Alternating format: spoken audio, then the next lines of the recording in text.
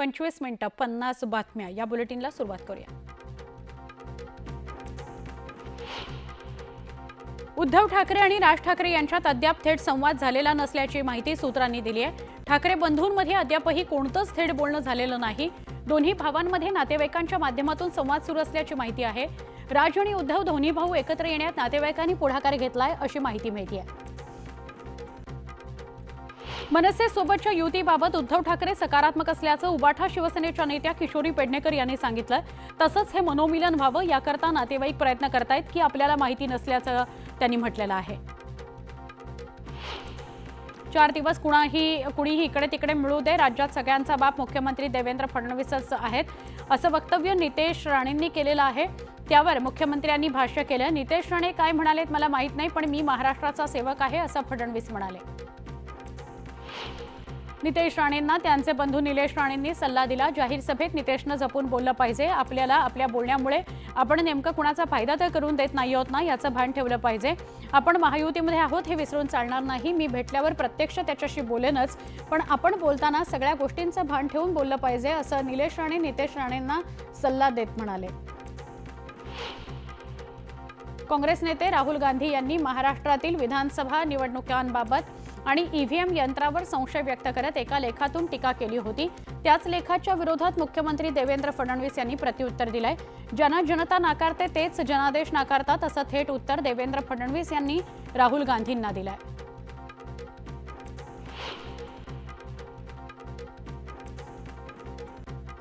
मंत्री गुलाबराव पाटलांनी राहुल गांधींवर निशाणा साधला। जेव्हा काँग्रेसच्या जास्त जागा निवडून येतात तेव्हा कोणतीच फिक्सिंग नसते, ज्यावेळी आमच्या जागा जास्त निवडून येतात त्यावेळी फिक्सिंग बरोबर असते असा टोला त्यांनी लगावला। हा मतदारांचा अपमान आहे अशी टीका गुलाबराव पाटलांनी केली।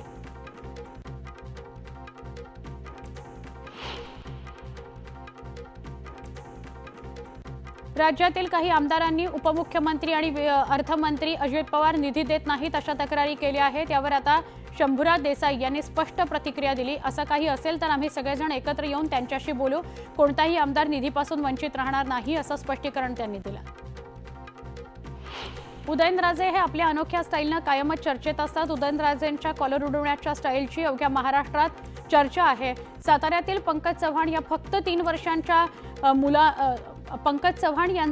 3 वर्षांचा मुलगा ओजस यानं उदयनराजेंची ही कॉलर उडवण्याची स्टाईल त्यांच्याच समोर करून दाखवली। उदयनराजे सुद्धा अवाक झाले। उदयनराजे जसा पुष्पाचा डायलॉग म्हणतात तसाच डायलॉग या ओजसनं म्हणून सुद्धा दाखवला। त्यामुळे उदयनराजेंना अवाक केलं या 3 वर्षाच्या मुलाने। हा व्हिडिओ सोशल मीडियावर व्हायरल झालेला आहे। बारामती नगर परिषदेनं पथविक्रेत्यांवर केलेल्या कारवाईच्या विरोधात बारामती नगर परिषदेसमोर भारतीय युवा पॅन्थर संघटनेकडून उपोषण सुरू करण्यात आले। या उपोषणाला खासदार सुप्रिया सुळेंनी भेट दिली आणि त्यांच्या अडचणी समजून घेतल्या। राज्य सरकारच्या महत्त्वाकांक्षी अशा एक राज्य एक नोंदणी अभियानाअंतर्गत सध्या जिल्हा स्तरावर सुरू असलेल्या एका उपक्रमात बनावट दस्तावेजाच्या माध्यमातून सरकारच्याच फसवणुकीचे प्रकार उघडकीस येत असल्यानं सरकारची चिंता वाढली आहे। त्यामुळे मृत व्यक्तीला जिवंत असल्याचं दाखवून किंवा बनावट व्यक्तीला उभं करून तसंच मुद्रांक शुल्क चुकवून दस्त नोंदणी करून सरकारची फसवणूक करणाऱ्यांवर फौजदारी कारवाई करण्याचे आदेश महसूल मंत्री चंद्रशेखर बावनकुळे यांनी दिले आहेत। बदलती जीवनशैली आणि वाढतं तंत्रज्ञान यामुळे प्लास्टिकचं संकट हे सध्या मोठं आव्हान आपल्या समोर आहे। प्लास्टिकमुळे अनेक प्रजाती नष्ट होत आहेत अशी चिंता मुख्यमंत्री देवेंद्र फडणवीस यांनी शनिवारी पुण्यात व्यक्त केली। प्लास्टिकच्या विघटनाकरता संशोधनाला प्राधान्य देऊन त्या दिशेने काम करण्याची गरज असल्याचं फडणवीस म्हणाले। तुम्ही हिंदू आहात, हिंदू म्हणून जगा असं आवाहन मंत्री नितेश राणे यांनी केलं। हिंदू समाजात प्रचंड जाती व्यवस्था आहे। प्रत्येकानं आपल्या जातीकरता आरक्षण मागायला सुरुवात केली आहे, पण मुस्लिम समाजात असं चित्र दिसत नाही असंही ते म्हणाले। यावेळी हिंदू समाजाला एकजूट होण्याचं आवाहन त्यांनी केलं। विधानसभा निवडणुकीत सुनील तटकरे यांनी उद्धव ठाकरेंच्या शिवसेनेसोबत संगनमत केल्याचा आरोप पराभूत उमेदवार अनिल नवगणे यांनी केलाय। निवडणुकीदरम्यान तटकरेंचे मातोश्रीवर शेकडो फोन केल्याचा दावाही त्यांनी केल्यानं एकच खळबळ उडाली आहे। मुंबईतील पालिकेच्या 227 वॉर्ड्सचा आढावा घेणारा तसंच गटाध्यक्ष यांचा लेखाजोखा मांडणारा अहवाल मनसेचे अध्यक्ष राज ठाकरे यांच्याकडे सुपूर्द करण्यात आलाय। मुंबईतील 36 विधानसभा मतदारसंघाच्या विभाग अध्यक्षांच्या केंद्रीय समितीच्या बैठकीत त्यांचा अहवाल राज ठाकरे यांना देण्यात आला। धारावी पुनर्विकासाविरोधात उद्धव सेनेचे नेते आदित्य ठाकरे यांच्या नेतृत्वाखाली उद्धव सेना मुंबईमध्ये ठिकठिकाणी आंदोलन करणार आहे. लढा आपल्या मुंबईचा या टॅगलाईन अंतर्गत सोमवार 9 जूनला मुलुंड इथल्या कालिदास सभागृह इथं मेळावा घेऊन याची सुरुवात केली जाणार आहे. उद्धव सेनेच्या या आंदोलनामध्ये मुंबईतील रस्ते, घोटाळा, पाणी प्रश्न, राज्य सरकारच्या योजना हे प्रश्न हाती घेण्यात येणार आहेत. राज्यात सगळ्यात जास्त पंचायत समिती भाजपकडे आहे, तर सगळ्यात जास्त ग्रामपंचायत सरपंच भाजपचे आहेत. त्याच पद्धतीनं आता महापालिकेमध्ये सगळ्यात जास्त नगरसेवक हे सुद्धा भाजपचे असले पाहिजेत, असं आवाहन गिरीश महाजन यांनी कार्यकर्त्यांना केलं. कार्यकर्त्यांसोबत बोलताना त्यांनी हे भाष्य केलं. सिडकोचे माजी संचालक आणि राष्ट्रवादी काँग्रेसचे नेते नामदेव भगत यांनी MMRDAच्या संचालकावर गंभीर आरोप केले आहेत. MMRDAचे व्यवस्थापकीय संचालक संजय मुखर्जी यांनी ज्याप्रमाणे ठाणे जिल्ह्यातील 14,000 कोटींच्या निविदा प्रक्रियेत घोळ घातला होता, त्याप्रमाणे मुखर्जी यांनी सिडकोमध्ये व्यवस्थापकीय संचालक असताना अनेक घोळ घातले होते, असा आरोप भगत यांनी केला आहे. राज्यातील 14 आत्महत्याग्रस्त जिल्ह्यांमधील लाखो केशरी की रेशन कार्डधारक शेतकरी कुटुंबाचं बँक खातं अद्याप रिकामच राहिलंय. 170 रुपयांचं अनुदान देण्याचा निर्णय झाल्यानंतरही निधी न मिळाल्यामुळे लाभार्थ्यांना प्रतीक्षेत राहावं लागत आहे. वैष्णवी हकमणे मृत्यू प्रकरणामध्ये अटकेत असलेल्या निलेश चव्हाणची येरवडा कारागृहामध्ये रवानगी करण्यात आली, तसे आदेश शनिवारी न्यायालयानं दिले. वैष्णवीची सासू लता, नणंद करिश्मा, पती शशांक याचे मोबाईल संच चव्हाणकडून जप्त करण्यात आले. चव्हाण आणि आरोपींमध्ये झालेलं संभाषण तसंच संदेशाची तांत्रिक तपासणी करण्यात आली असून पोलिसांकडून तांत्रिक पुरावे संकलित करण्यात आले आहेत.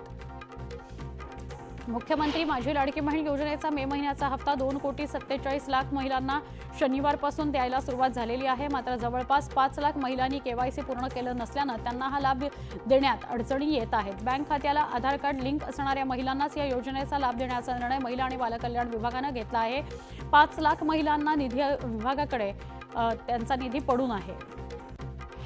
मिठी नदी गाळ काढण्यात आलेल्या सुमारे 65 कोटी रुपयांच्या गैरव्यवहार प्रकरणी सिने अभिनेता दिनो मोरिया याला ईडीनं चौकशी करता पुढील आठवड्यामध्ये हजर राहण्याचं समन्स पुन्हा पाठवलेलं आहे. या चौकशीनंतर त्याच्यावर अटकेची कारवाई कदाचित होऊ शकते अशी शक्यता आहे.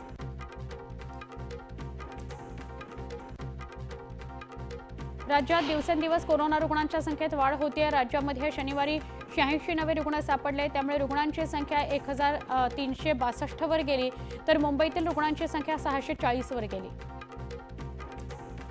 सातारा जिल्ह्याच्या समृद्ध साहित्य परंपरेला न्याय देत अखिल भारतीय मराठी साहित्य संमेलनाचं 99वावं पर्व साताऱ्यामध्ये भरावं अशी अनेक वर्षांपासूनची मागणी होती.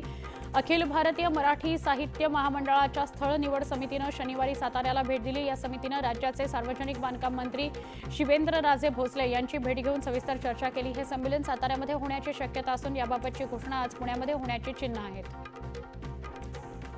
वर्ध्यामध्ये सर्वसामान्य नागरिकांच्या तक्रारींची सोडवणूक करण्याकरता पालकमंत्री पंकज भोयर यांनी जिल्हाधिकारी कार्यालय जनता दरबारात घेतला. यावेळी जिल्हाभरातील नागरिकांच्या समस्या सोडवण्यात आल्या. वाशिम जिल्ह्यात गेल्या वर्षी 1 आणि 2 सप्टेंबरला झालेल्या अतिवृष्टीत शेतकऱ्यांचं मोठं नुकसान झालं. शासनानं तातडीनं पंचनामे करून नुकसान भरपाई जाहीर केली होती, मात्र जवळपास 9 महिने उलटून गेले तरीही शेतकऱ्यांच्या खात्यावर अद्याप 1 रुपयाही जमा झालेला नाही. त्यामुळे शेतकऱ्यांनी नाराजी व्यक्त केली आहे.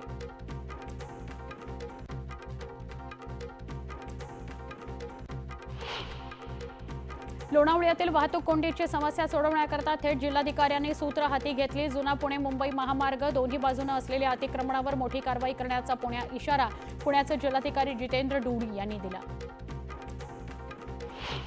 मनमाड आणि येवला शहराकरता पालखेड धरणामधून पाण्याचं आवर्तन सोडण्यात आलं. दोन्ही शहराला पाणीपुरवठा करणाऱ्या धरणांनी तळ गाठल्यामुळे भीषण पाणी टंचाई निर्माण झाली. पालखेड धरणातून पाण्याचं आवर्तन सोडण्यात आल्यामुळे दोन्ही शहरातील नागरिकांना दिलासा मिळाला आहे.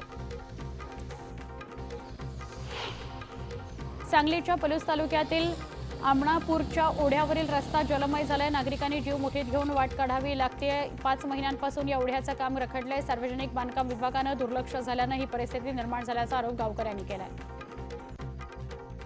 नागरिकांनी स्वागत करण्याकरता शाल, बुके न आणता 11 कापडी पिशव्या आणाव्यात असं आवाहन पर्यावरण मंत्री पंकजा मुंडेंनी केलंय. पर्यावरण विभागानं सध्या प्लास्टिक मुक्तीची मोहीम हाती घेतली आहे. या मोहिमेचा भाग म्हणून पंकजा मुंडेंनी नागरिकांना कापडी पिशव्या आणण्याचं आवाहन केलेलं आहे. पैठणमध्ये प्रधानमंत्री आवास योजनेच्या 2ऱ्या टप्प्याचा शुभारंभ करण्यात आला. घरकुल योजनेची नाव नोंदणी सुरू असून घरकुल लाभार्थ्यांनी नाव नोंदणी करता नगरपालिका प्रशासनाकडे संपर्क साधावा असं आवाहन मुख्याधिकारी डॉक्टर पल्लवी आंभोर यांनी केलं. विदर्भाची पंढरी म्हणून ओळख असलेल्या शेगावच्या श्री संत गजानन महाराजांची पालखी आषाढी सोहळ्यानिमित्त पंढरपूरला निघाली आहे। आज या पालखीचं आगमन वाशिम जिल्ह्यातील मेडशी इथं झालं। या पालखीत 700 पेक्षा अधिक वारकऱ्यांनी सहभाग घेतला। अण्णासाहेब पाटील आर्थिक महामंडळातून मराठा बांधवांना तात्काळ कर्ज उपलब्ध करून द्यावं अशी मागणी मराठा सेवा संघाच्या वतीनं करण्यात आली। संपूर्ण प्रक्रियेतील त्रुटी दूर कराव्यात अशी मागणी करणारं पत्र मराठा सेवा संघाचे अध्यक्ष सचिन काळे यांनी नरेंद्र पाटलांना दिलं। जळगाव जिल्हा अधीक्षक कृषी अधिकारी कार्यालयाअंतर्गत कार्यरत असलेल्या लिपिक वर्गीय कर्मचाऱ्यांनी विविध मागण्यांकरता कामबंद आंदोलन सुरू केलं आहे। आंदोलनामुळे कृषी विभागाचे प्रशासकीय कामकाज ठप्प झाले आहे। वरिष्ठ लिपिक 100% पदोन्नतीनं भरावी याकरता विविध प्रलंबित मागण्या पूर्ण करण्याची मागणी करण्यात आली आहे। विशाळगडाचा उरूस आज होत आहे। या उरुसाला प्रशासनानं बंदी घातली आहे, मात्र तरीही पर्यटकांचा ओढा पाहायला मिळतोय। विशाळगडापासून 8 किलोमीटर अंतरावर पर्यटकांना अडवण्यात आलं असून कसून तपासणी करूनच त्यांना गडाकडे सोडण्यात येत आहे। या सगळ्या पार्श्वभूमीवर कडक बंदोबस्त तैनात करण्यात आला। यवतमाळच्या आर्णी तालुक्यातील सावळी सदोबा वरुड ते झापरवाडी या 3 किलोमीटर लांबीच्या रस्त्याची दुरवस्था झाली आहे। त्यामुळे शेतकऱ्यांसह सामान्य नागरिकांना मोठा त्रास सहन करावा लागतोय। प्रशासन या समस्येकडे दुर्लक्ष करत असल्याचा आरोप ग्रामस्थांनी केला। सिंधुदुर्ग जिल्ह्यातील चिपी विमानतळावरून गेल्या काही महिन्यांपासून मुंबई विमानसेवा बंद आहे। त्यामुळे पर्यटनासह मुंबईकर चाकरमानी वर्गाची मोठ्या प्रमाणात गैरसोय होत आहे। गणेशोत्सव केवळ 2 महिन्यांवर येऊन ठेपल्यानं चाकरमान्यांकरता मुंबई विमानसेवा पूर्ववत सुरू करावी अशी मागणी जोर धरू लागली आहे।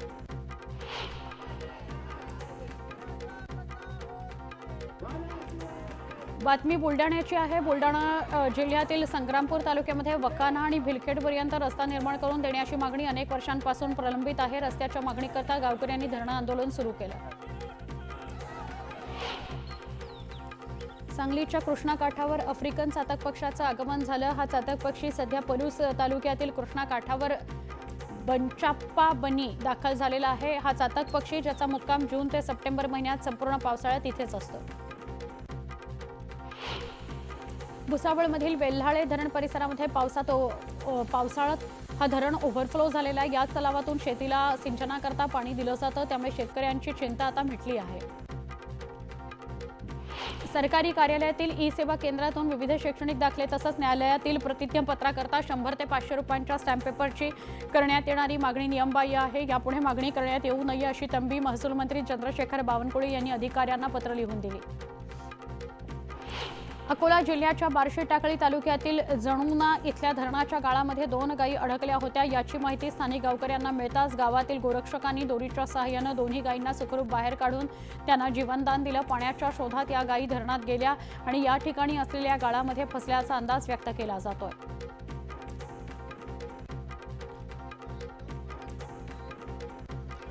बातमी आहे दापोलीमधून। रत्नागिरी जिल्ह्यातल्या दापोली तालुक्यातल्या पाचपंढरी या गावाला दरडीचा सगळ्यात जास्त धोका आहे। एका बाजूला समुद्री उधाणाचा धोका, दुसरीकडे दरडीचा धोका। यावर्षी त्यांना जीव मुठीत धरूनच राहावं लागणार आहे। मावळ तालुक्यात महाराष्ट्र शासन कृषी विभागाच्या विकसित कृषी संकल्प अभियान अंतर्गत खरीप पूर्व पीक नियोजनामध्ये शेतकऱ्यांना शेतीचे धडे शिकवण्यात आले। या शेती शाळेत इंद्रायणी भात पीक लागवड, फळबाग लागवड, माती परीक्षण महत्त्व, उत्पादन वाढीसाठी करावयाच्या उपाययोजना, बीज प्रक्रिया, उत्पादन खर्च कमी करणे, सेंद्रिय खताचा वापर याबाबत कृषी अधिकारी यांनी शेतकऱ्यांना शेतीविषयक माहिती दिली। किल्ले रायगड इथं होत असलेल्या छत्रपती श्री शिवाजी महाराज यांच्या 351व्या शिवराज्याभिषेक सोहळा संपन्न झाला। याकरता तुळजाभवानीच्या चरणी पूजन करून पवित्र कुंडातील जलदेवीची कवड्याची माळ व श्रीफळ घेऊन मावळ्यांनी रायगडाकडे प्रस्थान ठेवलं। श्री क्षेत्र पंढरपूर वारीकरता महाराष्ट्रभरातून पायी जाणारे वारकरी पालखी सोहळा सोबत प्रस्थान होत आहे। चोपडा शहरातील 16 वर्षांपासून सुरू असलेल्या परंपरेनुसार चोपडा ते श्री क्षेत्र पंढरपूर पायी दिंडीला मोठ्या उत्साहात सुरुवात झाली। टाळमृदुंगाच्या गजरात प्रस्थान ठेवण्यात आलं। संत तुकोबारायांच्या देहूनगरीत भजन कीर्तन अभंग वारकरी हे देहूनगरीमध्ये जमले। दरम्यान टाळमृदुंगाचा गजर देहूच्या मुख्य मंदिरात सुरू असून वारकरी देहभान विसरून पांडुरंगाच्या भक्तीत मग्न झाले। जगद्गुरू संत तुकाराम महाराज यांच्या 340व्या पालखी सोहळ्याच्या पार्श्वभूमीवर देहूनगरीत मावळ आमदार सुनील शेळके यांच्या उपस्थितीत बैठक पार पडली। यावेळी देहूत वारंवार होणाऱ्या वीज पुरवठ्यावरही महावितरण अधिकाऱ्यांना आमदार शेळकेंनी खडसावले। जळगाव जिल्ह्यातील रावेर तालुक्यातल्या सावदा इथं हजरत पीर मंजन शहवली बाबांचा उरूस महोत्सव मोठ्या उत्साहात साजरा करण्यात आला। या उरूस महोत्सवाला शेकडो वर्षांची परंपरा आहे। मोठ्या संख्येनं हिंदू मुस्लिम एकत्र येऊन हा उरूस साजरा करतात। मोठी वर्दळ असलेल्या बदलापूर रेल्वे स्थानकालगतच्या रस्त्यावर खड्डेच खड्डे बघायला मिळतात। या खड्ड्यांमध्ये पावसाचं पाणी साचतं आणि त्यामुळे वाहन चालकांबरोबर रस्त्यावरून चालणाऱ्या लोकांना सुद्धा नाहक याचा त्रास सहन करावा लागतो। सांगली जिल्ह्यामध्ये मे महिन्यात विक्रमी जीएसटी संकलन झालंय। मे महिन्यामध्ये 189 कोटी जीएसटी संकलन झालंय। गेल्या आर्थिक वर्षात मे महिन्यातील 135 कोटी महसुलापेक्षा यावर्षी सुमारे 54 कोटी म्हणजे 40% जास्त महसूल झालेला आहे जमा।